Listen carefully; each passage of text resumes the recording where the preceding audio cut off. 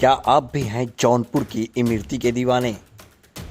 तो हो जाइए सावधान, क्योंकि आज जो खबर हम आपको दिखाने जा रहे हैं उसे देखकर आपके पैरों तले ज़मीन खिसक जाएगी। क्या आपको पता है जौनपुर की जिस इमरती का जिक्र पीएम मोदी और सीएम योगी अपने संबोधन में कर चुके हैं, उस इमरती को खाने से आपको कैंसर जैसी जानलेवा बीमारी भी हो सकती है। जी हाँ, बिल्कुल सही सुना आपने। जौनपुर की इमरती खाने से इस बीमारी का होना स्वाभाविक है। इसका दावा किया है मुख्य राजस्व अधिकारी रजनीश राय ने।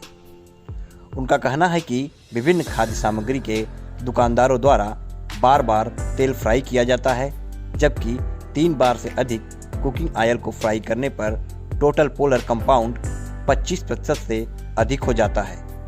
इस ऑयल से बने पकवानों को खाने से कैंसर, हाइपरटेंशन और अल्जाइमर बीमारी होने का खतरा बढ़ जाता है। देखिए, एक मिठाई की दुकान पर नहीं, मैं सभी मिठाई की दुकानों से बात कर चुका था। ये जो ओलंदगंज में 2 दुकानें हैं, ये दुकानदार नहीं आए थे। कोई भी वेजिटेबल ऑयल जिसमें 3 बार कोई चीज़ फ्राई हो जाए तो उसकी टोटल पोलर कंपाउंड जो है बढ़ के 25% से ऊपर हो जाता है। इसमें जब दोबारा कोई चीज़ तली जाएगी तो वो कैंसरस होगी, हाइपरटेंशन होगा, इससे अल्जाइमर होगा। अब सवाल ये उठता है कि क्या जौनपुर की फेमस बेनीराम की इमरती खाने से भी ये बीमारी हो सकती है?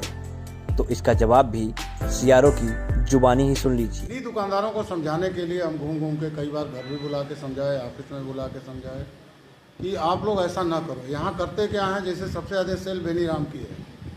अब ये लोग 3 बार 4 बार 5 बार तले, तेल कम हुआ या घी कम हुआ तो उसमें दोबारा नया तेल डालते। इसका मतलब जितना भी तल रहे हैं 100% में 25% से ज़्यादा टोटल पोलर कंपाउंड है, और टोटल पोलर कंपाउंड 25% से ज़्यादा होने पर स्वास्थ्य के लिए बहुत ही हानिकारक है। यही समझाने के लिए इन लोगों की दुकानों को घूम घूम समझाया गया, बुला समझाया गया, लेकिन ये लोग समझने को तैयार नहीं हैं।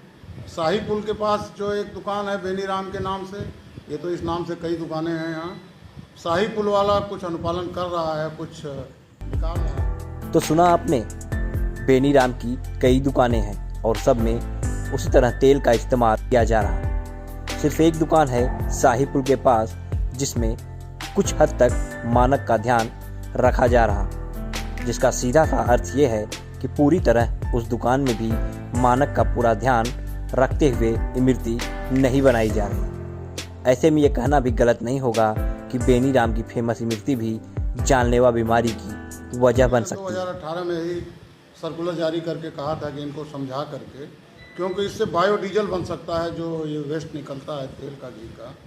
और एक अभियान चलाया था रूको, RUCO रूको अभियान, कि भाई 3 बार 4 बार तलने के बाद आप लोग उस तेल को, घी को वेस्ट कर दो, और उसको गवर्नमेंट ऑफ इंडिया के जो अधिकृत एजेंसी थी वो खरीद लेंगी, उससे बायोडीजल बनाएंगी, साबुन में यूज होता है और जगह यूज करेंगे।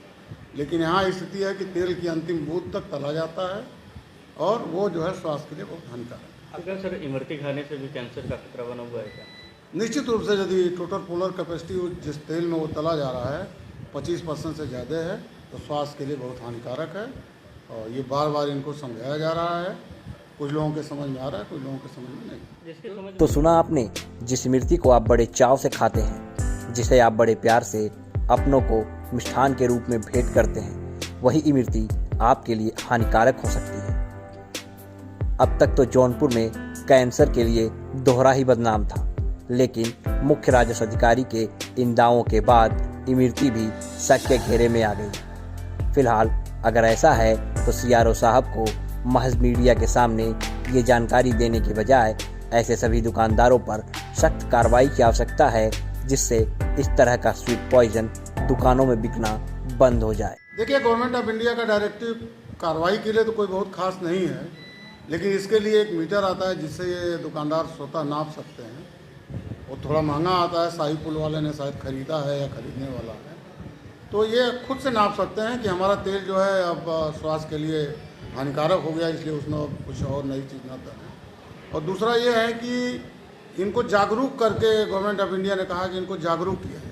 जागरूक किया भी पहले गया, एजेंसियां भी अपॉइंट हुई, लेकिन दुर्भाग्य से बनारस मंडल की एजेंसी कार्य नहीं कर पाई क्योंकि दुकानदारों ने उसको कोई सहयोग नहीं दिया।